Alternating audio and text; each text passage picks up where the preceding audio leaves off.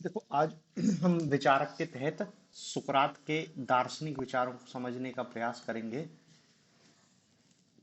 कि सुकरात कहना क्या चाह रहे थे। देखो पहले तो कुछ बातें सुकरात के संदर्भ में आप समझ लो कि सुकरात क्या थे, क्या चाहते थे और उनकी फिलॉसफी क्या थी। तो उससे क्या होगा कि उनके दर्शन को समझने में थोड़ी सी मदद मिलेगी।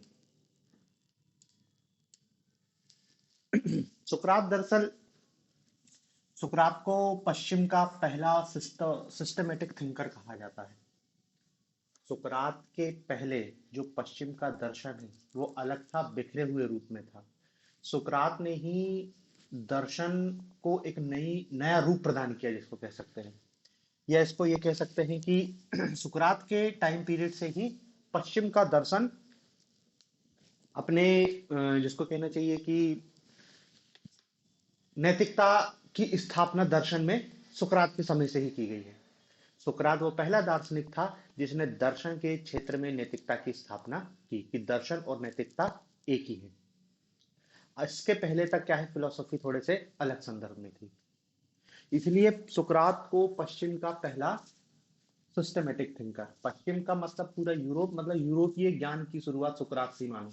उसके पहले भी उनकी दार्शनिक परंपरा थी, सोफिस्ट लोग होते थे, उनका एक अलग दर्शन था। लेकिन सुकरात ने क्या है, क्रमबद्ध रूप से सिस्टमेटिक रूप में ज्ञान का प्रचार किया। दूसरी बात, सुकरात को तो कई लोग दार्शनिक नहीं मानते, सुकरात को कई लोग संत का दर्जा देते हैं कि सुकरात कोई दार्शनिक नहीं था, वो तो एक संत था। सुकरात ने कोई किताब भी नहीं लिखी है, ऐसा नहीं है कि उसने कोई किताब लिखी और अपने सिद्धांतों का प्रतिपादन किया। सुकरात केवल क्या है, घूम घूम कर ज्ञान का प्रचार करते थे, नैतिकता का प्रचार करते थे कि ज्ञानी बनो, नैतिक बनो, सद्गुणों की स्थापना करो। बस ये घूम घूम के उसका प्रचार करते थे। सुकरात के संदर्भ में हमको जो भी जानकारी मिलती है या जो भी उनके दर्शन की जानकारी मिलती है वो उनके शिष्य प्लेटो, क्रेटो, इन इन लोगों ने सुकरात के संदर्भ में लिखा और बहुत लिखा। पूरी की पूरी, जैसे प्लेटो तो उनका शिष्य था तो बहुत लिखा सुकरात के संदर्भ में। और सुकरात को पढ़ो तो फिर ऐसा, प्लेटो के संदर्भ से यदि सुकरात को देखो तो ऐसा लगेगा कि पृथ्वी का सबसे बुद्धिमान आदमी, wisest man of the earth, उसको दर्जा दिया गया है। तो उसका अपना कोई किताब है नहीं, हालांकि उसकी किताब के संदर्भ में एक दो नाम मिलते हैं, लेकिन वो भी क्या है, उनके शिष्यों की ही किताब है। सुकरात ने अपने लिए पर्टिकुलर कोई ऐसी अलग से किताब नहीं लिखी कि जिसमें उसका अपने दर्शन का उसने प्रतिपादन किया है। फिर भी उनकी किताब के संदर्भ में यदि देखें तो जो सुकरात है, एक तो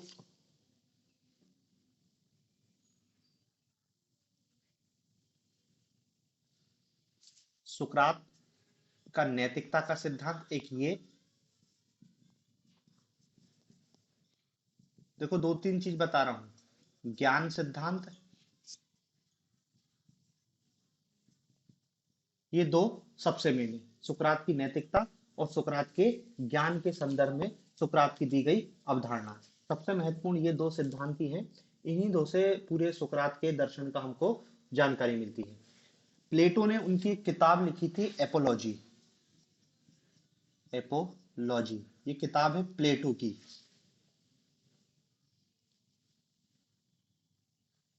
एवं एक और थी फीडो। ये दो ही है जिससे सुकरात के संदर्भ में हमको पूरी जानकारी मिलती है। बाकी सुकरात की अपनी कोई ऐसी किताब नहीं थी जिसमें उन्होंने अपने पूरे सिद्धांत का प्रतिपादन किया।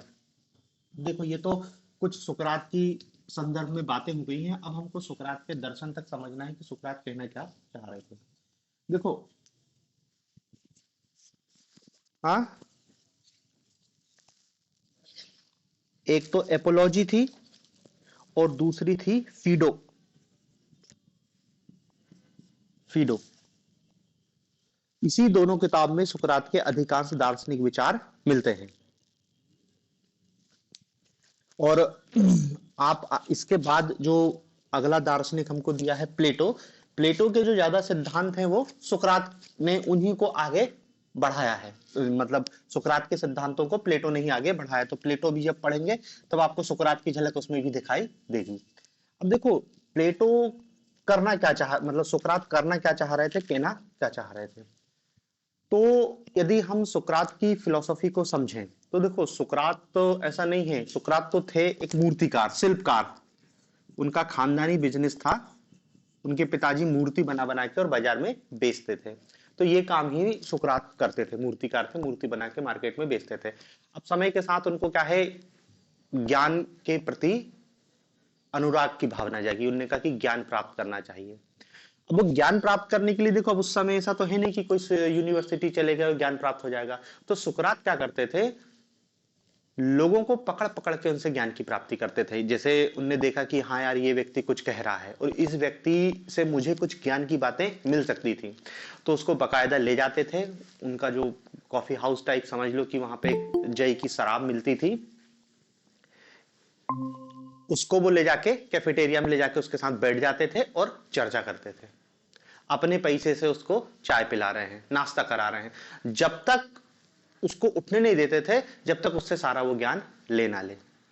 और देखो यहां पे भी जो सुकरात का मूल संवाद का जो तरीका था, वही उनकी एक सुकराती पद्धति कहते हैं, सोक्रेटिस पद्धति कहते हैं। इस पद्धति में वो क्या करते थे, बोलते कम थे, सुनते थे। पहले सामने वाले को पूरा सुनते थे, जब वो पूरा बोल देता था फिर उसके बोले गए तथ्यों के आधार पर ही उससे कुछ क्वेश्चनिंग करते थे। उन क्वेश्चन का वो जवाब देता था। जवाब देता था तो सुकरात को ज्ञान की प्राप्ति होती थी। और जवाब देते देते एक स्थिति ऐसी आ जाती थी कि सामने वाला सरेंडर हो जाता था कि अब मुझे नहीं पता, तो सुकरात उसको छोड़ देते थे कि ठीक है, अब तुम्हारे पास नहीं बचा, जो कुछ था मैंने ले लिया।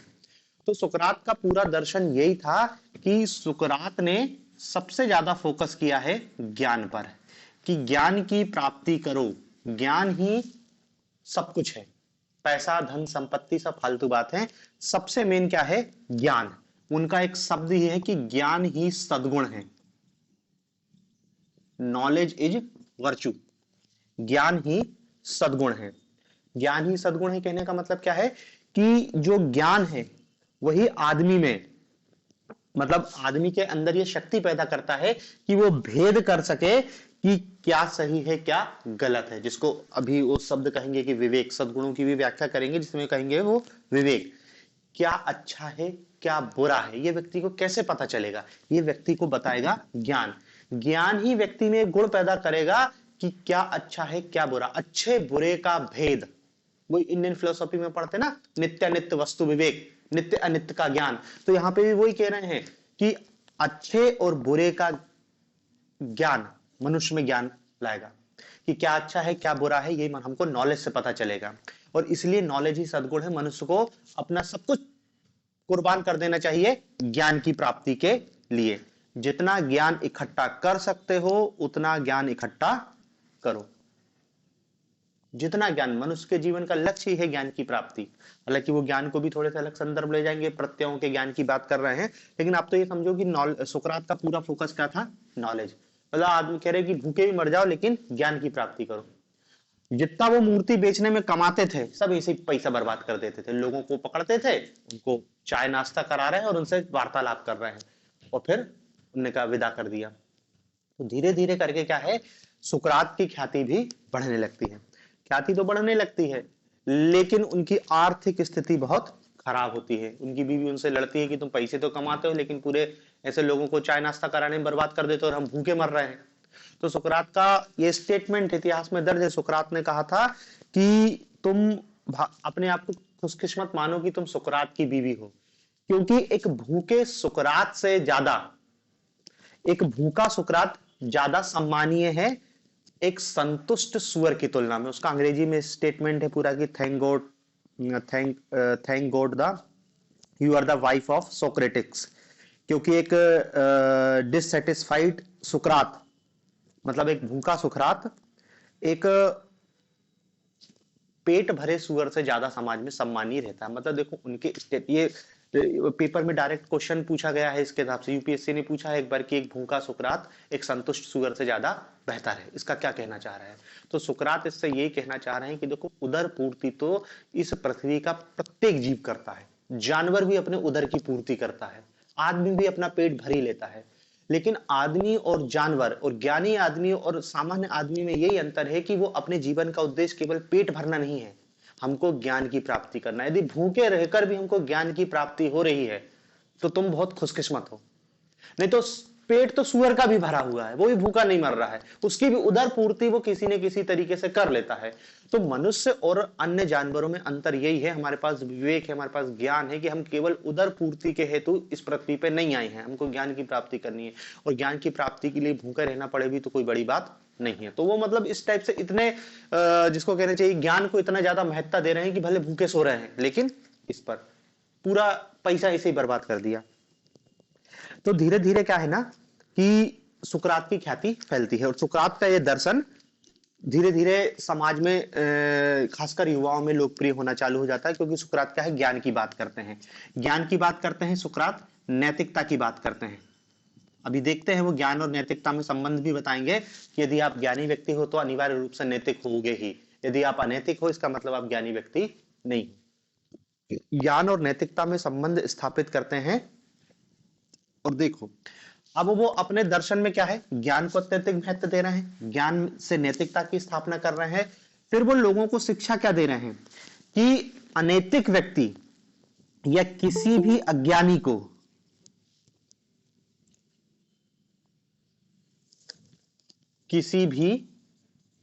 अज्ञानी को नमस्कार नहीं करना है या सम्मानित नहीं करना है। मूर्खों का सम्मान करने से तुम्हारी आत्मा का पतन होगा, मूर्खों का सम्मान करने से तुम्हारी आत्मा का पतन होगा, मूर्खों का सम्मान करने से तुम्हारी आत्मा का पतन होगा। मतलब देखो सुकरात ये कह रहे हैं कि भाई तुम जिसका भी सम्मान करो पहले ये देखो कि वो नैतिक है या नहीं, उसमें ज्ञान है या नहीं। पहले बताया ज्ञान और नैतिकता में संबंध स्थापित कर दिया कि ज्ञानी व्यक्ति अनिवार्य रूप से नैतिक होगा, यदि वह अनैतिक है तो समझ लो ज्ञानी है ही नहीं। और यदि कोई व्यक्ति इमोरल है, इमोरल व्यक्ति की तो वो कह रहे थे कि इसके तो साथ भी नहीं बैठना चाहिए। यदि तुम इमोरल व्यक्ति के साथ उठोगे बैठोगे तो तुम्हारी आत्मा का पतन हो जाएगा, यदि तुम उनको सम्मानित करोगे तो तुम्हारी आत्मा का पतन हो जाएगा, और आत्मा के पतन होने से बुरा इस संसार में कुछ नहीं हो सकता। तुम भूखे मर जाओ लेकिन यदि तुम्हारी आत्मा का पतन हो जाएगा तो फिर कुछ नहीं बचेगा तुम्हारे पास। तो ये अब लोगों को क्या शिक्षा दे रहे हैं कि अज्ञानियों का सम्मान मत करो, इमोरल व्यक्तियों से दूरी बनाओ, उनको सम्मानित तो छोड़ो उनके तो पास से भी मत गुजरो, क्योंकि यदि तुम उनकी संगत करोगे तो तुम्हारा भी पतन निश्चित है। तो अब देखो ऐसे ही जब विचारधारा समाज में लोग फैलना चालू होती है और धीरे धीरे करके क्या है युवा विशेषकर सुकरात के शिष्य बनना चालू हो जाते हैं। और जब युवा सुकरात के शिष्य बनते हैं तो वो क्या है कि गुरु की शिक्षा को समाज में लेके जाएंगे। उन्होंने कहा हमारे गुरुओं ने कहा है कि ज्ञानी व्यक्ति का सम्मान करो, यदि कोई व्यक्ति इमोरल है उसका सम्मान करने की बिल्कुल जरूरत नहीं, कोई व्यक्ति करप्ट है तो भले वो राष्ट्र का प्रधानमंत्री हो, तुम्हारा कोई हो, उसको सम्मानित करने की कोई जरूरत नहीं। यदि वो करप्ट है इमोरल है तो भले वो कोई हो, केवल वो क्या कह रहा है नैतिक और ज्ञानी व्यक्ति की ही हमको सम्मान करना है। तो अब क्या है ये लोग पकड़ पकड़ के देखते थे कि तुम में ज्ञान है कि नहीं, तुम ज्ञानी हो कि नहीं। ठीक है तुम कॉलेज के प्रोफेसर हो, तुम इकोनॉमिक्स पढ़ा रहे हो, तो सुकरात किसी से पकड़ लेते थे, अच्छा तुम इकोनॉमिक्स के प्रोफेसर बताओ अर्थशास्त्र की क्या परिभाषा है, अर्थशास्त्र के जीवन में क्या महत्व है, अर्थशास्त्र क्या होता है। यदि वो उनको आंसर देता तो फिर cross question cross question cross question debate चलती, यदि वो उनको संतुष्ट करता तो उसके शिष्य कह देते कि हाँ तुम ज्ञानी व्यक्ति हम तुम्हारा सम्मान करते हैं। यदि वो उनको संतुष्ट नहीं कर पाता तो फिर उसकी हुटिंग करना चालू कर देते हैं कि बताओ तुम इकोनॉमिक्स पढ़ा रहे हो और तुमको इकोनॉमिक्स की परिभाषा भी नहीं पता, तुमको इकोनॉमिक्स की, उनकी हुटिंग ताली बजाना हुटिंग करना चालू कर देते थे। तो अब ये पूरे एथेंस में एक ट्रेंड बन गया था कि युवा क्या है पकड़ पकड़ के लोगों की बेइज्जती कर रहे हैं। बेइज्जती करने का क्या तात्पर्य कि तुमको कुछ पता ही नहीं है। और देखो मामला तब बिगड़ना चालू होता है, निचले स्तर तक ठीक है, मामला उनका तब बिगड़ता है जब वो वहां पे जजों की बेइज्जती करते हैं। यूनान में परंपरा थी जजों को बहुत सम्मान, जैसे अपने आया ना जुडिशरी का सम्मान, जज वहां पे वकील का काम भी जज ही करते थे, खुद ही अपने आर्गुमेंट देते थे और खुद ही फैसला सुना देते थे। तो एक बार उनने एक जज को पकड़ लिया और जज से पूछा कि अच्छा बताओ मर्डर की परिभाषा क्या है, what is the definition of murder. तो जज ने सामान्य रूप से बोल दिया कि भाई मर्डर की परिभाषा क्या है कि जब एक आदमी द्वारा किसी दूसरे आदमी की हत्या कर दी जाती है तो उसको हम मर्डर कहते हैं और उसकी सजा मौत होती है। तो क्या अच्छा ये परिभाषा दे दी तुमने। फिर सुकरात के शिष्य कहते हैं ऐसे तो यूनान ने 3 युद्ध लड़े हैं और हमारे सैनिकों ने हजारों लोगों को मारा, तो क्या हमारे सैनिक मर्डर हैं? तो हमारे सैनिकों को मर्डर कहना चाहते हो? तो जज समझ गया कि मामला गड़बड़ हो गया। फिर वो थोड़ी सी अपनी परिभाषा में संशोधन करता है कि नहीं नहीं, यदि युद्ध की परिस्थिति में कोई किसी का मर्डर कर रहा है तो उसको मर्डर नहीं कहेंगे, मर्डर नहीं कहेंगे। शांति की स्थिति में यदि एक आदमी द्वारा दूसरे आदमी की हत्या की जाती तब हम उसको खूनी मानेंगे। परिभाषा को संशोधित कर दिया। तो फिर ये क्रॉस क्वेश्चन करते हैं। क्या क्रॉस क्वेश्चन करते हैं कि इस हिसाब से तो हमारा जो जल्लाद है वो लोगों को फांसी देता है, तो वो तो शांति की स्थिति में लोगों को मार रहा है, तो तुम क्या कहना चाह रहे हो, वो जल्लाद मर्डरर है? तो अब जज धीरे धीरे उलझना चालू हो जाता है और जज फिर झंझला के भाग जाता है। तो बस फिर युवा लोग उसकी हुटिंग कर देते हैं कि बताओ, जज बने फिर रहे हैं और उनको मर्डरर की परिभाषा नहीं पता और जज बने फिर रहे हैं। अब जज को तो ये बात बुरी लगेगी ना और बोलेंगे कि ये लोग जुडिशरी का सम्मान नहीं कर रहे हैं, जबकि वो जज व्यक्तिगत मामला था, लेकिन उसको क्या है, वो कहेंगे कि न्यायिक अवमानना, न्यायिक निर्णयों की तुम अवमानना कर रहे हो। और देखो जज भी अनैतिक थे, जज भी पूरी तरीके से करप्ट थे उस समय एथेंस के, और उसका उदाहरण भी देते हैं वो। हालांकि वो उदाहरण प्लेटो के संदर्भ में दिया गया है कि एक मामला पहुंचता है एथेंस की कोर्ट में कि एक व्यक्ति का पीतल का लोटा कोई चोरी कर लेता है और वो चोरी करते हुए देख लेता है, मतलब पर्याप्त गवाह भी थे कि हाँ इस व्यक्ति ने लोटा चोरा है पीतल का। लेकिन अब वो जो चोर था उसकी पहचान ऊपर तक थी, पॉलिटिकल कनेक्शन थे उसके, तो उसको सजा कैसे दी जा सकती है? तो जज ने चोर को सजा देने से पहले जो लोटे का मालिक था उससे पूछा कि तुमने अपने पीतल के लोटे को इतना चमकाया साफ करके कि वो सोने जैसा चमकने लगा, इसलिए वो चोर आकर्षित होकर और वो लोटा ले गया। तो हम चोर को तो बाद में सजा देंगे, पहले तुमको सजा देंगे, तुम पे फ्रॉड का केस चलेगा कि तुमने पीतल के लोटे को इतना चमका दिया कि वो सोने जैसा है, तुम फ्रॉड कर रहे हो। तो पहले तो तुम पे केस चलेगा, बाद में चोर को देखेंगे। तो उनने अपना केस वापस ले लिया, भाई साहब गलती हो गई, मैं अपना केस वापस ले रहा हूं, चोर भी छूट गया सब। तो इस टाइप की वहां पे करप्ट व्यवस्था थी। तो उनने सबसे पहले क्या है, धीरे धीरे, मतलब समझ रहे, पहले टीचर को पकड़ा, फिर अंत में जज को पकड़ लाए, जज की बेइज्जती, नेताओं सबकी बेइज्जती करना चालू कर दी। अब धीरे धीरे क्या है, जो शासक वर्ग था उनको लगने लगा कि यार यहाँ के युवाओं को गलत बात सिखाई जा रही है और युवा विद्रोही कर रहे हैं, पकड़ पकड़ के लोगों की बेइज्जती कर रहे हैं। भाई हम विधायक हैं, हम सांसद हैं, प्रधानमंत्री, हमारा सम्मान करो, बात खत्म है। नहीं, पहले सवाल कर रहे हो। तो जब उनसे पूछो तो किसका नाम लेते थे, सुकरात का, कि ऐसा कौन सिखा रहा कि हमारे गुरु ने कहा है कि ज्ञानी आदमी का ही सम्मान करो, अज्ञानी को तो नमस्कार करने की भी जरूरत नहीं है, भले वो कोई हो। अज्ञानी को नमस्कार करने की भी जरूरत नहीं, भले वो कोई हो। करप्ट व्यक्ति से दूर रहना है। अब देखो मामला तो यहीं तक था, मामला का बहुत संगीन स्थिति ले लेता है कि जब ये नैतिकता और ज्ञान की वो क्या है, उनके देवता तक पहुंच जाती है। अब देखना मामला कैसे बिगड़ रहा है। सुकरात का टाइम पीरियड लगभग ये मान सकते हो कि सुकरात का जन्म 469 ईसा पूर्व, सुकरात का जन्म है ये 469 ईसा पूर्व, मतलब लगभग 450 ईस्वी ईसा पूर्व के आसपास सुकरात एथेंस में थे। मतलब आज से भी लगभग 2500 वर्ष पहले सुकरात, 2500-2700 वर्ष, 2300 तो चल रहा, 2700 वर्ष सुकरात, 2700 वर्ष पहले एथेंस की जो स्थिति थी, भारत की स्थिति लगभग वही है। आज भी यदि बोला जाए कि ज्ञानी व्यक्ति का सम्मान करो तो विवाद की स्थिति बन जाएगी। मामला कब बिगड़ जाता है, जब बात देवता तक पहुंच जाती है। अब जो युवा लोग हैं ना, वो देवता को भी ये देख रहे हैं कि क्या हमारा देवता, गॉड, वहां का नेशनल गॉड था, उसके लक्षण भी इंद्र जैसे थे। जैसे हमारा इंद्र है ना, करप्ट महिलाओं के, उनने कहा कि रेप केस इंद्र के ऊपर है, ऐसे ही वहां के देवता का था। तो अब उनने उस देवता पे क्वेश्चन उठाना चालू कर दिया कि ऐसा कैसा देवता है जो महिलाओं के साथ इमोरल संबंध बना रहा है, हमारा देवता ही अनैतिक है, जब हमारा देवता ही अनैतिक है तो हम उसका सम्मान नहीं करेंगे, आज से इसकी पूजा बंद। तो जो पुजारी को लगा कि यार ये तो देवता तक पहुंच गई बात, तो उन्होंने कहा कि ऐसी बात तुमको कौन ने बताया कि देवता का सम्मान नहीं करना चाहिए, कि हमारा गुरु सुकरात है, उसने कहा कि नैतिक और ज्ञानी व्यक्ति का ही सम्मान करो, और यदि अनैतिक है, कोई अज्ञानी है तो उससे दूर रहो, उसको सम्मान करने की भी कोई जरूरत नहीं है। तो पुजारी ने समझाया कि भाई वो इंसानों के संदर्भ में कह रहा होगा, ये देवता की बात हो रही है, तो क्या नहीं, वो कोई हो, यदि देवता भी अनैतिक है तो उसकी पूजा और सम्मान करने की कोई जरूरत नहीं, हटाओ इसको। समझ रहे ना, बात धर्म पे पहुंच गई। पहले तो उन्हीं का जुडिशरी पॉलिटी इस पर शांत है, अब तो रिलीजन पर बात पहुंच गई। और देखो है तो सब आपस में जुड़ा हुआ, चाहे धर्म हो राजनीति, उनका संबंध है, दोनों मिलकर जनता का शोषण कर रहे हैं।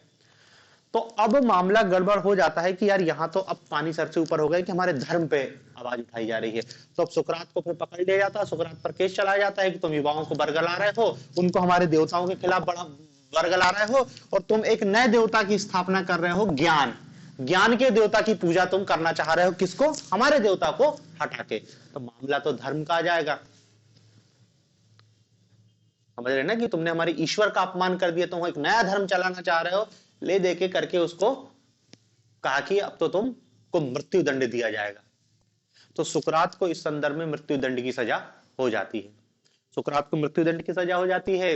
हालांकि उसके जो शिष्य हैं प्लेटो, क्रेटो, उनने भारी व्यवस्था करके रखी थी बचाने की। क्रेटो था उसका शिष्य, उसने सुकरात से कहा था कि सारी व्यवस्था हो गई है, मैंने प्रधानमंत्री से लेकर चपरासी तक सबको खरीद लिया है, कल सुबह घोड़े आएंगे तुम्हारे गेट पर, भग जाना तुम। लेकिन सुकरात ने मना कर दिया। सुकरात ने यह कहा कि यदि मैं भाग गया तो फिर मैंने अपने जीवन में जो नैतिक शिक्षा दी है कि ज्ञान, नैतिकता, सत्य, ये सब खारिज हो जाएंगी। मतलब मैंने नैतिकता और ज्ञान की शिक्षा दी तो केवल और केवल ये बोलने वाली बात नहीं है, ये जीवन में उतारने लायक बात है। तो मैं तो अपने बात पे अड़ा रहूंगा और मैं मृत्यु को स्वीकार कर सकता हूं, पर भागूंगा नहीं मैं, क्योंकि यदि मैं भाग गया तो फिर पूरे दुनिया में एक गलत मैसेज जाएगा कि भैया नैतिकता, ज्ञान, ईमानदारी ये केवल बातें करने वाली बात है, इन पे जब जीवन में अमल किया जाता है तो सुकरात जैसा व्यक्ति भी भाग खड़ा हुआ। तो सुकरात ने जहर का प्याला पीना स्वीकार किया और प्याला पीकर वो मर गया, लेकिन भागा नहीं। वो चाहता तो भाग सकता था, भाग जाता तो आज हम उसको पढ़ते नहीं। और उसके भागने, उसके जहर पीने के बाद सुकरात तो मर गया, लेकिन सुकरात आज भी जिंदा है। हम लोग आज भी सुकरात को पढ़ रहे हैं। जिन लोगों ने सुकरात को जहर पिलाया उनको इतिहास में कोई उल्लेख नहीं, वो तो मर कब गए, पूरी व्यवस्था वहां की बदल गई। उसके शिष्य प्लेटो, क्रेटो, उनने जो परंपरा फैलाई कि भाई यूनान का, एथेंस का नाम आज भी पढ़ते हैं, तो तीन ही लोग पढ़ाए जाते हैं, सुकरात, सुकरात का शिष्य प्लेटो, प्लेटो का शिष्य अरस्तु। अरस्तु तो आगे चल के देखेंगे ना कि किसी भी ज्ञान विज्ञान की शाखा में अरस्तु से शुरुआत करते हैं।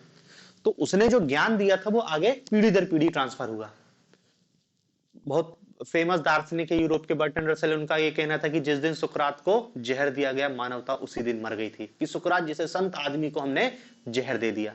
आज हमको जो थोड़ी बहुत ह्यूमैनिटी दिखाई दे रही है वो सुकरात की ही जो ब्लड से हमारे नसों में सुकरात का खून बह रहा है उसी से थोड़ी बहुत नैतिकता है, नहीं तो मानवता सुकरात को जहर देने के साथ ही मर गई। और सुकरात को जहर देने के साथ ही आगे चल के देखो एथेंस का भी पतन हो गया। एथेंस फिर इतिहास में कभी दोबारा अस्तित्व में, उसका नाम ही नहीं आ पाया कभी।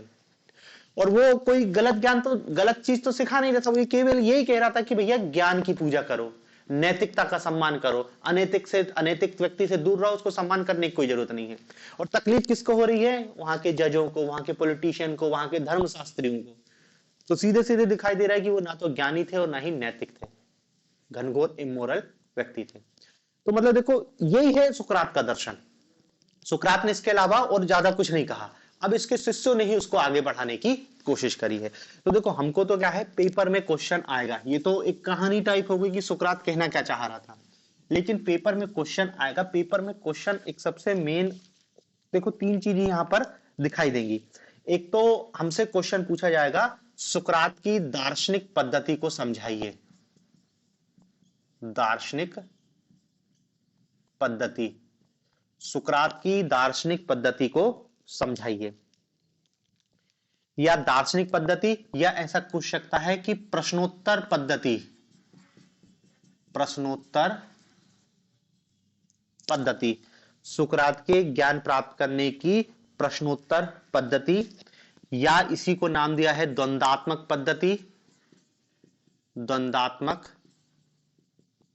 पद्धति, या इसी के लिए देखो एक और शब्द यूज किया जाता है धात्री,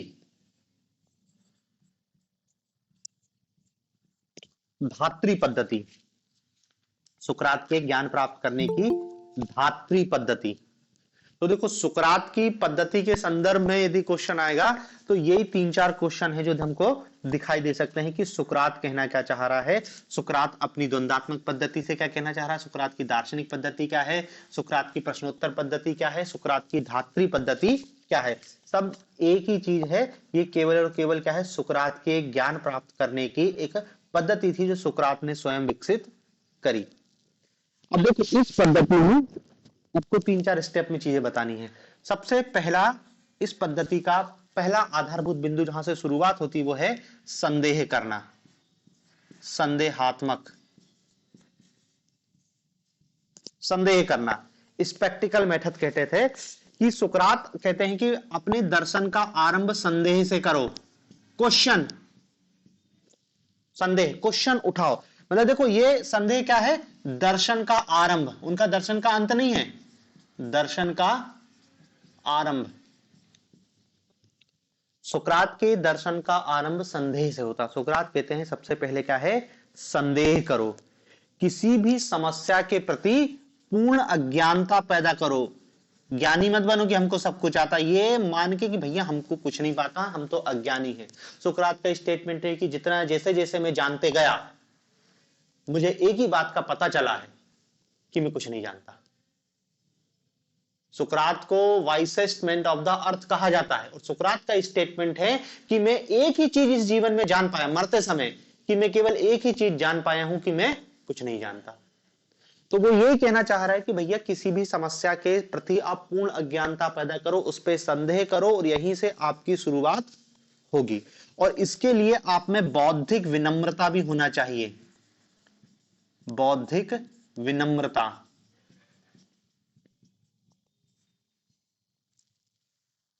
आप में यदि ज्ञान यदि प्रवेश कर रहा है, तो जैसे जैसे आप में ज्ञान प्रवेश करते जाएगा, जैसे जैसे आप ज्ञानी होते जाओगे, विनम्र होते जाओगे, आप समझोगे कि मैं तो कुछ जानता ही नहीं हूं, मैं तो कुछ जानता ही नहीं हूं। लेकिन होता उल्टा है, जिसे व्यक्ति थोड़ा बहुत पढ़ लेता है वो उसमें घमंड आ जाता है, ज्ञान का घमंड, कि मैंने पीएचडी करी है, मेरे को ये आता, मेरे को वो आता है। तो कह रहे हैं कि इसका यदि तुम में घमंड आ रहा है, इसका मतलब तुम में ज्ञान, ज्ञान से अभी भी तुम दूर हो। बौद्धिक विनम्रता होनी चाहिए, तभी समस्या के समाधान को तुम पूरा कर पाओगे, ठीक है ना। तो मतलब देखो यहां पर सुकरात अपने दार्शनिक पद्धति की शुरुआत संदेह से करते हैं कि किसी भी समस्या के समाधान के लिए सबसे पहले क्या है, संदेह करो, अपने को पूर्ण अज्ञानता प्रदर्शित करो कि हमको कुछ नहीं पता, जीरो से शुरू करो। बौद्धिक विनम्रता रखो कि ऐसा नहीं कि यार हमको तो सब कुछ आता है, हम तो 1 मिनट में चुटकी में हल कर लेंगे, नहीं, शून्य से शुरुआत करो, तब आप किसी भी समस्या के समाधान तक पहुंच सकते हो, ठीक है ना। तो मतलब देखो संदेह सुकरात के दर्शन का प्रारंभ है। अपनी दार्शनिक पद्धति में सबसे पहले क्या है, वो संदेह करने की बात करते हैं। फिर दूसरा वो कहते हैं कि संदेह करने के बाद हमको जो करना है वो क्या करना है, विवादात्मक, कन्वर्सेशन, विवादात्मक, स्पेक्टिकल मेथड, फिर वाद विवाद। तो देखो सुकरात फिर क्या कहते हैं कि अब वाद विवाद करो,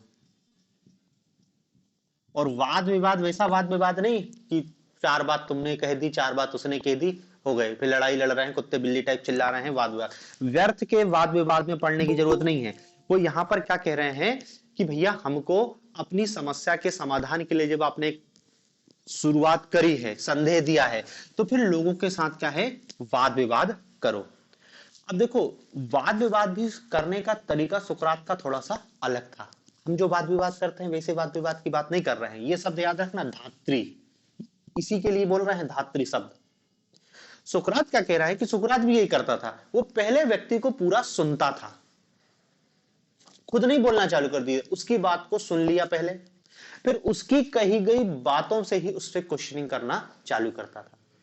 ये सुकरात की प्रश्नोत्तर पद्धति कहलाती है, प्रश्नोत्तर पद्धति की वाद विवाद करना। लेकिन वाद विवाद के लिए ऐसा नहीं कि कुत्ते जैसे भौंकना चालू कर गए और उनने अपनी बात करी, बात खत्म कर दी, नहीं, पहले उसकी बात को सुनो, फिर उससे क्वेश्चन करो, फिर वो आंसर देगा, फिर उस पर क्रॉस करो, और फिर धीरे धीरे करके क्या है, आप समस्या का समाधान कर सकते हो, आपको ज्ञान की प्राप्ति होगी।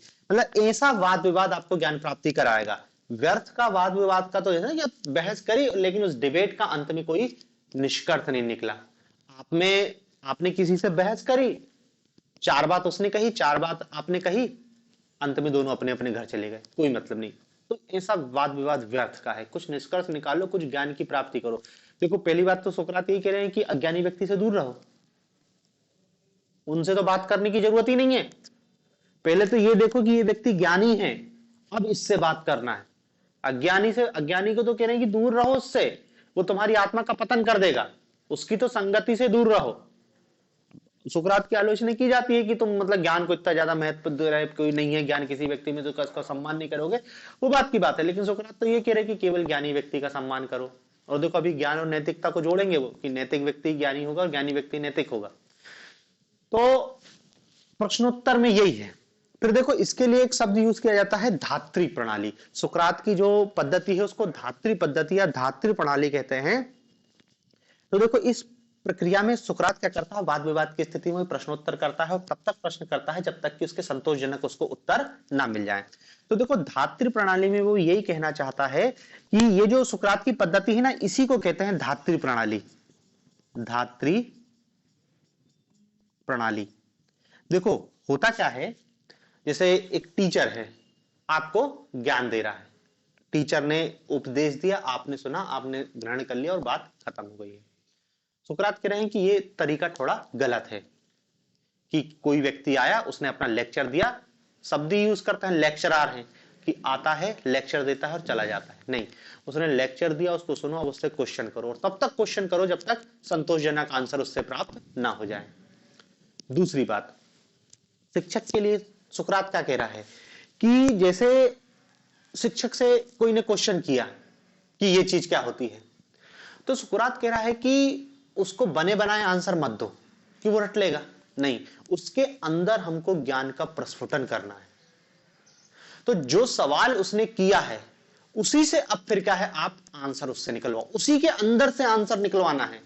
कि जैसे उसने कोई क्वेश्चन पूछ लिया तो फिर उससे, अच्छा तुम ये समझ नहीं आया तुमको, तो अच्छा ये बताओ ये क्या होता है, ये क्या होता है, तो धीरे धीरे करके क्या उसको घुमा फिरा के उसके अंदर से ही तुमको आंसर निकालना है। ये कहलाती है धात्री प्रणाली। मतलब समझ रहे हैं ना, यहां पर ये कहना चाह रहे हैं कि ज्ञान कोई बाहर से नहीं प्रवेश करना है, ज्ञान आपको अपने अंदर से निकालना है। तो अंदर से तो तब निकलेगा ना जब आपने जो क्वेश्चन किया है तो उस क्वेश्चन का यदि सीधा सीधा आंसर दे दिया आपको तो आप तो उसको याद कर लोगे, आपके अंदर ज्ञान अंदर से आएगा। और अंदर से ज्ञान निकालने के कारण इसके लिए धात्री शब्द यूज किया जाता है। और इसके लिए एक और शब्द यूज किया जाता है इंटेलेक्चुअल मिडवाइवरी।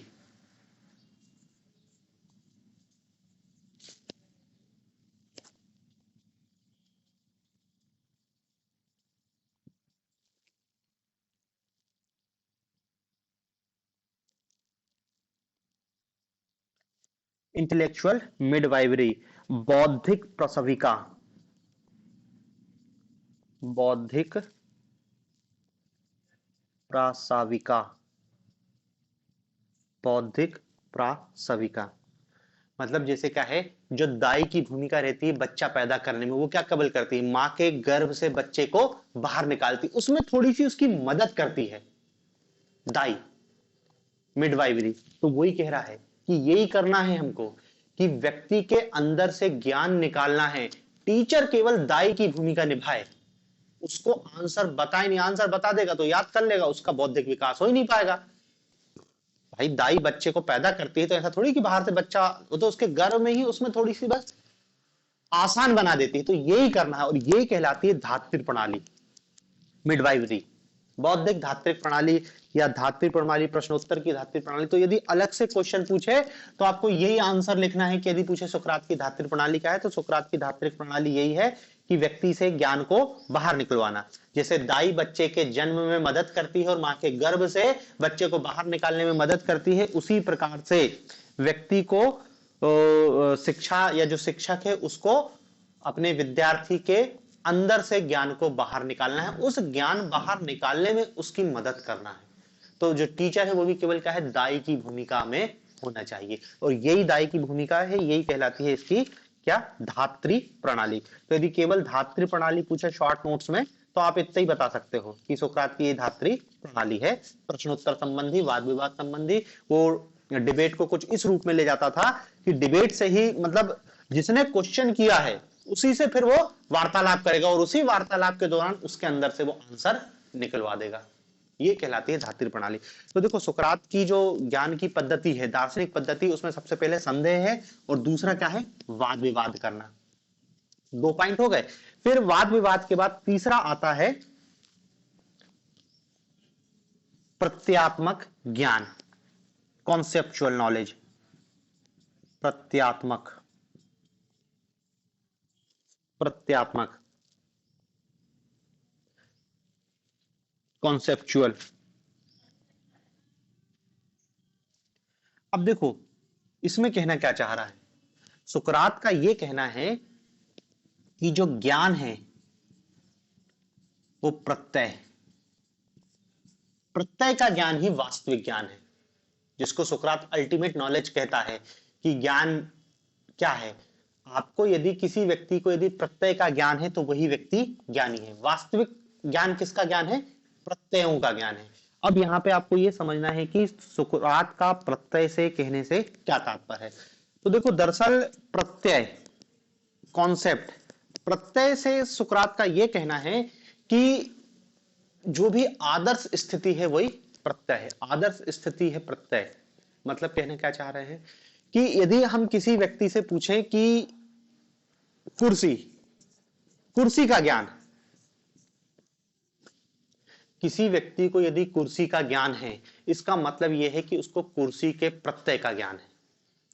देखो दरअसल ये जो प्रत्यय शब्द है प्रत्यात्मक है, दरअसल सुकरात के पहले जो एथेंस में दर्शन चलता था सोफिस्टों का, उनकी ज्ञान की परिभाषा कुछ अलग थी।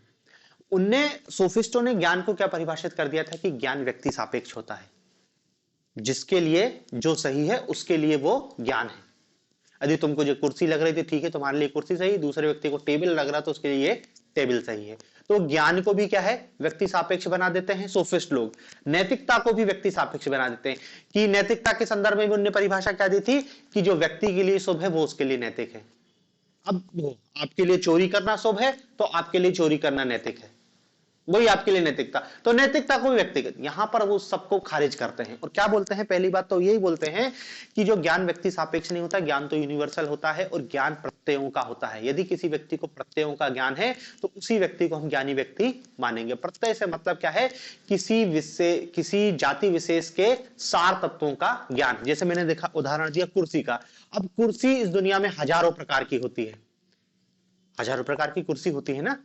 आप ही देखोगे किसी के घर में अलग, किसी के घर में अलग, ऑफिस में अलग, डॉक्टर की चेयर अलग है, फिर उनने कहा कि चपरासी की चेयर अलग है, घर में प्लास्टिक की चेयर है, अलग अलग टाइप की चेयर है। कुर्सी के भी हजारों प्रकार हैं।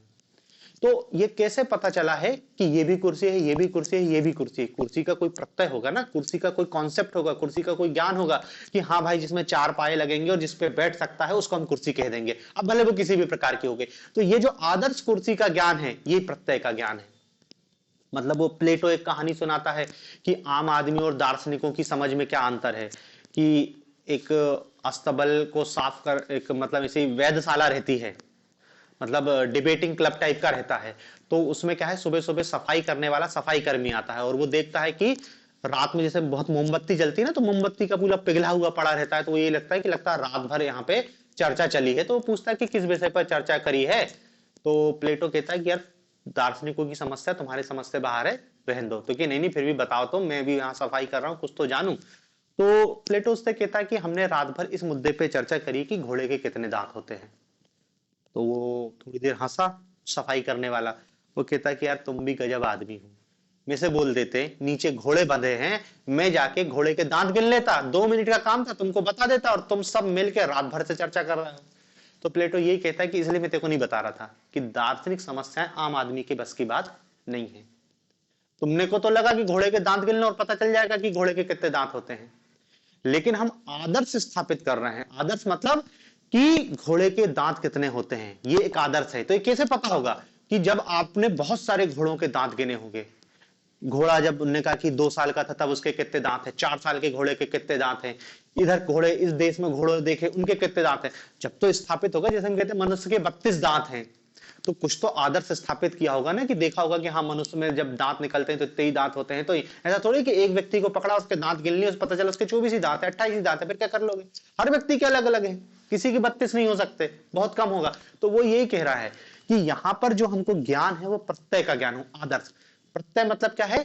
किसी भी समूह के सार तत्व। जैसे गाय, हमको गाय का ज्ञान होता है, तो हमने क्या देखा कि हाँ भाई 4 पैर रहते हैं उसके, और कुछ इस टाइप का कलर रहता है, सींग रहती है, पूंछ रहती है, उसको गाय कहेंगे। तो एक गाय के सार तत्व, उसको गोवत्व कहेंगे। मनुष्य, मनुष्य के सार तत्व को मनुष्यत्व कहेंगे। तो मनुष्य का जो प्रत्यय का ज्ञान है वही वास्तविक ज्ञान है। तो देखो ऐसे तो ज्ञान में फिर क्या है, बहुत विविधता होगी, प्रत्यय पे फोकस करना है। जिसको प्रत्यय का ज्ञान है उसी को वास्तविक ज्ञान है, और जिसको प्रत्यय का ज्ञान नहीं है वो अज्ञानता की श्रेणी में आएगा। ठीक है ना? मतलब प्रत्यय क्या कह सकते हैं कि किसी भी समूह के सार तत्व, किसी भी समूह के सार तत्वों को, अभी आगे चल के प्लेटो प्रत्यय को बहुत डिटेल में समझाएगा। प्लेटो ने प्रत्ययों को बहुत डिटेल में समझाया है। अभी तो बस यही समझ लो कि यहां पर वो क्या बोल रहा है कि हमको प्रत्यय का ज्ञान प्राप्त करना है। प्रत्यय का ज्ञान ही वास्तविक ज्ञान है, और प्रत्यय का ज्ञान जिसको है वही ज्ञानी व्यक्ति है। ठीक है? तो देखो पहले संदेह करना है, फिर विवाद की बात करना है, फिर प्रत्यय का ज्ञान प्राप्त करने पे फोकस करना है। फिर चौथा इनके जो दार्शनिक पद्धति में जो चौथी बिंदु आ रही है वो क्या है? आगमनात्मक।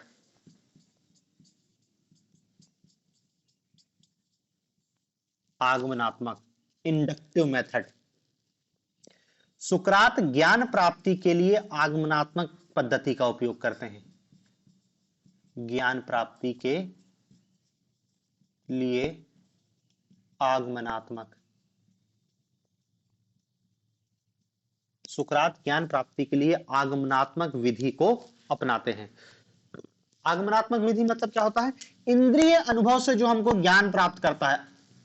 आगमन, आगमन मतलब बाहर से आपके अंदर, आपने किसी वस्तु को देखा, उसका जो ज्ञान प्राप्त हो, ये आगमनात्मक मेथड कहलाती है। कि इंद्रियों से जो ज्ञान प्राप्त होता है वो आगमनात्मक विधि कहलाती है। और देखो सोफिस्ट लोग इसी आगमनात्मक पद्धति पर जोर देते थे। वो ये कहते थे कि इंद्रियां ही ज्ञान प्राप्ति का एकमात्र स्रोत होती हैं।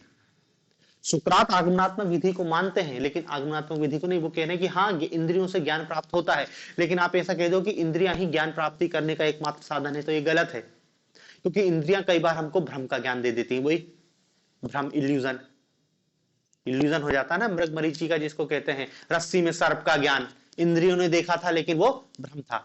तो आगमनात्मक विधि को तो मानते हैं, लेकिन केवल आगमनात्मक विधि को नहीं मानते हैं वो।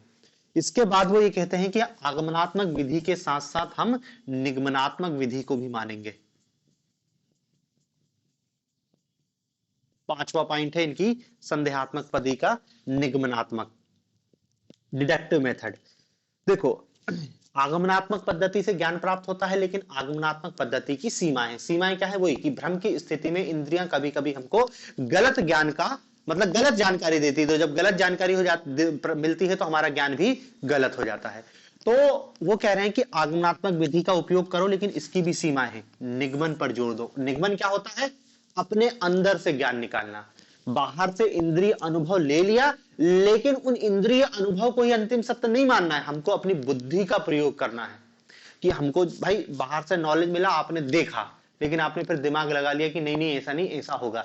तो इंद्रियों से इतर आपका ज्ञान हो जाएगा। मतलब इंद्रियों ने आपको मैसेज दिया है, लेकिन उससे अलग आपने अपना ज्ञान बना ली, तो वही कहलाती है निगमनात्मक मेथड। निगमनात्मक मेथड मतलब क्या है? बुद्धि का उपयोग करके ज्ञान की प्राप्ति करना। तो देखो यहां पर क्या है? आगमन विधि का भी उपयोग कर रहे हैं और निगमन विधि का भी उपयोग कर रहे हैं। इसके पहले वाले क्या है? केवल आगमन पर जोर देते थे कि ज्ञान प्राप्ति का साधन इंद्रिय, इंद्रिय अनुभव से जो ज्ञान प्राप्त होता है वही एकमात्र है, वही अंतिम है, उसके अलावा कोई कुछ नहीं है। सुकरात क्या कह रहे हैं कि आगमन विधि से ज्ञान तो प्राप्त होता है, लेकिन आगमन विधि, आगमनात्मक विधि की कुछ सीमाएं हैं। भ्रम के संबंध में आगमन हमको धोखा दे देता है, इसलिए हमको क्या है? निगमनात्मक पद्धति का उपयोग करना है। निगमनात्मक पद्धति मतलब क्या है? बुद्धि का उपयोग करना है। इंद्रियों ने हमको जो अनुभव दिए हैं उन अनुभवों को हम बुद्धि की कसौटी पर कसेंगे, और जब हम संतुष्ट हो जाएंगे तब हम उस ज्ञान को ज्ञान मानेंगे। ठीक है ना? तो आगमनात्मक विधि, निगमनात्मक विधि। और छठवां पॉइंट आता है हाइपोथेसिस का निर्माण, प्राक कल्पना, हाइपोथेसिस। ठीक है ना? अब देखो प्राक कल्पना, हाइपोथेसिस मतलब क्या है? अंतिम है यही कि हाइपोथेसिस का मतलब क्या होता है? कि एक निष्कर्ष निकाल लेना, अंदाजा लगा लेना। हाइपोथेसिस, कल्पना कर लेना कि जब आप किसी से बहस कर रहे हो, डिबेट कर रहे हो, आपने कुछ ज्ञान की प्राप्ति करी और उससे आप अंत में एक परिकल्पना का निर्माण करते हो कि हाँ भाई ऐसा हो सकता है, हाँ या ऐसा होगा। तो ये अंतिम बिंदु आता है प्राकल्पना, ठीक है ना। तो देखो ये सुकरात की दार्शनिक पद्धति थी जो संदेह से शुरू होती है, संदेह के बाद डिबेट, डिबेट के बाद हमको प्रत्यय के ज्ञान पे फोकस करना है और ज्ञान प्राप्ति के लिए आगमन और निगमन दोनों विधि का उपयोग करना है। पहले आगमन फिर निगमन, और फिर जब आगमन और निगमन से हम ज्ञान की प्राप्ति कर लेंगे तब हमको क्या है, हाइपोथेसिस, एक परिकल्पना का निर्माण करना होगा। यही सुकरात की दार्शनिक पद्धति है। द्वंद्वात्मक पद्धति के लो, दार्शनिक पद्धति के लो, धात्री पद्धति के लो, यही है। अब देखो अंतर क्वेश्चन, यदि वो धात्री पद्धति पे ही फोकस करेगी, क्वेश्चन में सिर्फ वो क्या पूछ रहा है कि सुकरात की धात्री पद्धति, तो इधर पे ज्यादा जोर देना। फिर आप इसे 6 पॉइंट मत बताओ, इसी पे फोकस करना। तो धात्री पूछ रहा है ना, केवल इसी पे फोकस करो। लेकिन यदि वो पूछ रहा है कि द्वंद्वात्मक पद्धति, दार्शनिक, यदि वो पूछ लेता जैसे द्वंद्वात्मक शब्द का उपयोग किया उनने, द्वंद्वात्मक डायलेक्टिकल मेथड, तो डायलेक्टिकल मेथड क्या है, ये विवाद, वाद प्रतिवाद संवाद। बहुत आगे बड़े बड़े दार्शनिकों से द्वंद्वात्मक पद्धति का उपयोग किया, प्लेटो भी करता है, कार्ल मार्क्स भी द्वंद्वात्मक पद्धति, हीगल द्वंद्वात्मक पद्धति का उपयोग करता है। द्वंद्वात्मक पद्धति क्या है कि एक प्रश्न, उसका उत्तर, फिर प्रश्न, फिर उत्तर, फिर प्रश्न, फिर उत्तर, द्वंद्व पैदा करो। कोई कुछ कहे तो उसका विरोधी पैदा करो, और जब पक्ष और विपक्ष दोनों टकराएंगे तब तीसरे की उत्पत्ति होगी, मतलब ज्ञान निकलेगा उधर से। तो ये कहलाती द्वंद्वात्मक पद्धति की पक्ष और विपक्ष को टकराओ, ये कहलाती है द्वंद्वात्मक पद्धति, डिबेट, विवाद करना। तो ये द्वंद्वात्मक पद्धति पूछे तो इस पर फोकस करना। प्रश्नोत्तर पद्धति भी यही है, और दार्शनिक पद्धति पूछे तो फिर पूरा आपको ये बताना पड़ेगा। तो देखो ये एक सुकरात के क्या कहते हैं, जिसको सीधा क्वेश्चन बनेगा सुकरात से कि सुकरात की ज्ञान की पद्धति को समझाइए, सुकरात की द्वंद्वात्मक पद्धति को समझाइए, या सुकरात की प्रश्नोत्तर पद्धति को समझाइए, ठीक है ना। तो ये सुकरात के संदर्भ में एक आपका आंसर तैयार हो गया है कि सुकरात की ज्ञान प्राप्ति की क्या मेथड थी, सुकरात की ज्ञान प्राप्ति की मेथड या सुकरात की द्वंद्वात्मक विधि या प्रश्नोत्तर पद्धति क्या थी।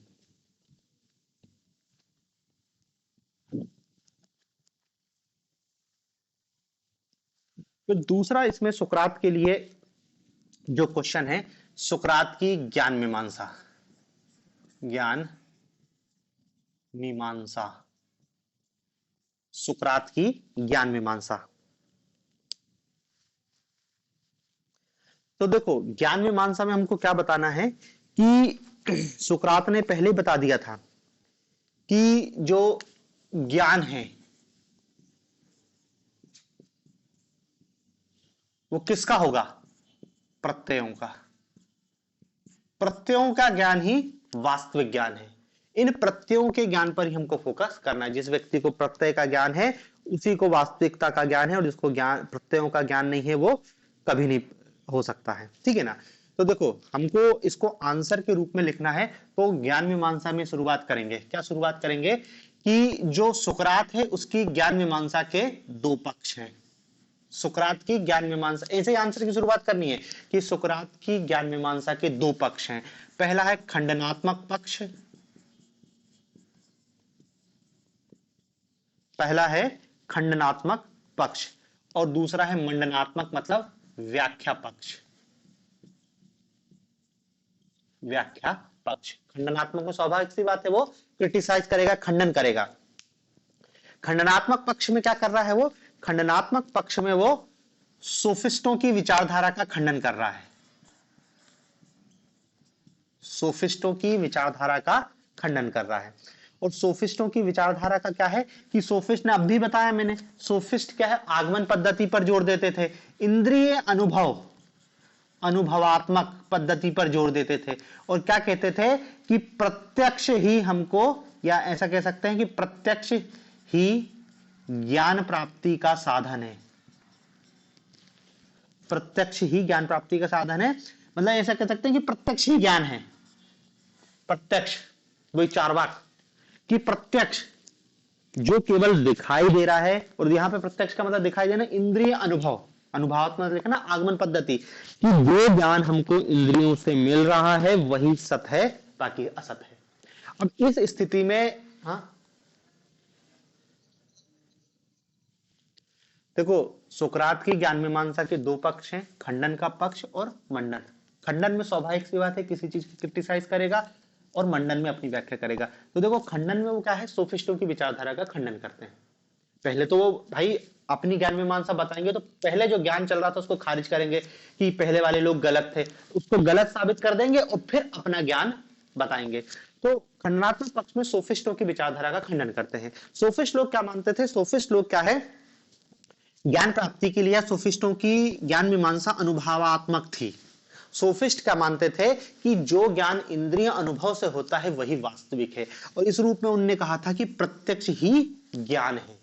प्रत्यक्ष, और प्रत्यक्ष का मतलब क्या है, इंद्रियों से हमको जो दिखाई दे रहा है, सुनाई दे रहा है, वही हमारी पंच इंद्रियों से जो ज्ञान प्राप्त हो रहा है वही प्रत्यक्ष है, और प्रत्यक्ष ही वास्तविक ज्ञान है। ये सोफिस्ट लोग कह रहे हैं। अभी देखो, सुकरात ने कुछ नहीं कहा, ये सोफिस्ट लोग कहते थे। अब देखो, सुकरात ये कहता था कि यदि हम सोफिस्टों का विचारधारा को मान लें, सोफिस्टों के अनुसार मान लें कि प्रत्यक्ष ही ज्ञान है, ऐसी स्थिति में क्या हो जाएगा, ज्ञान, या इसको ऐसा कह सकते हैं ज्ञान, या इसको सत्य कह सकते हैं, कैसा हो जाएगा, आत्मनिष्ठ हो जाएगा।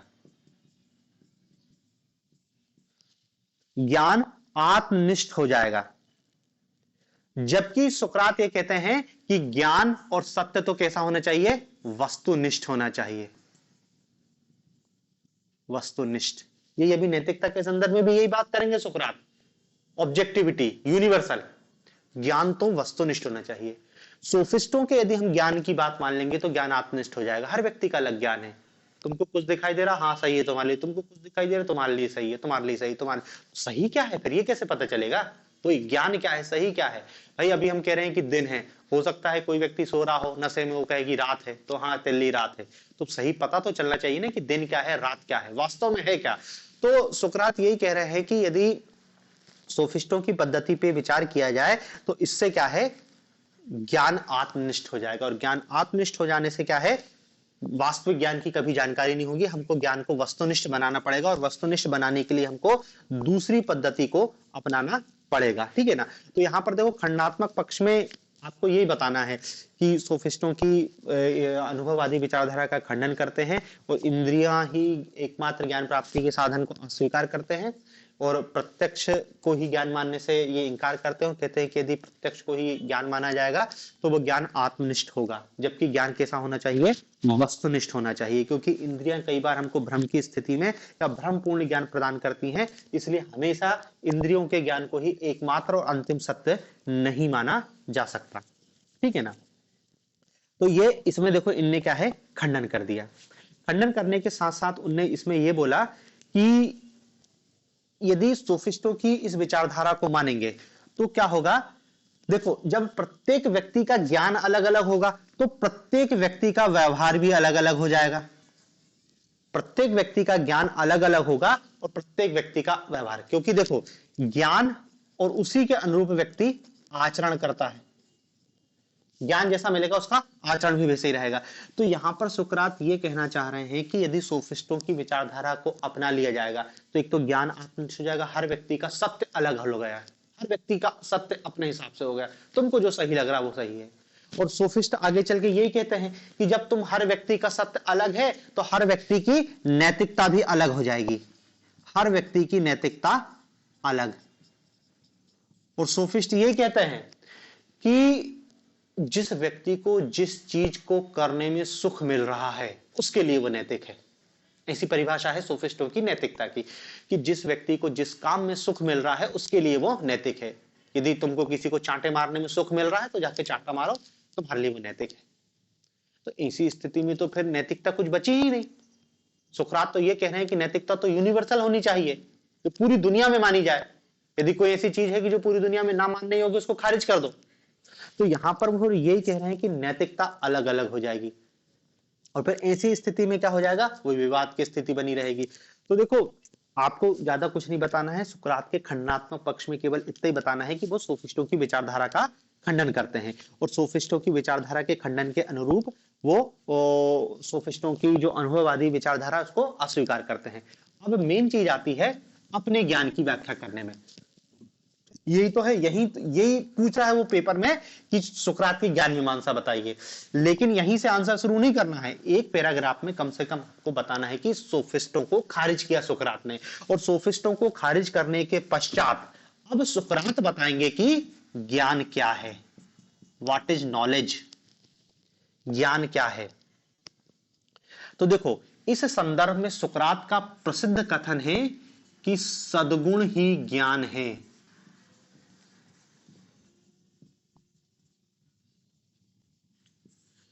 सद्गुण ही ज्ञान है। अब देखो यहां पर कहना क्या चाह रहे हैं, देखो अभी बताया कि सुकरात ने क्या कहा था कि जो वास्तविक ज्ञान होता है वो प्रत्ययों का ज्ञान होता है, ये वास्तविक ज्ञान है, हमको प्रत्यय के ज्ञान पर फोकस करना चाहिए। और प्रत्यय का ज्ञान प्राप्त उसी व्यक्ति को होगा जिस व्यक्ति में विवेक होगा।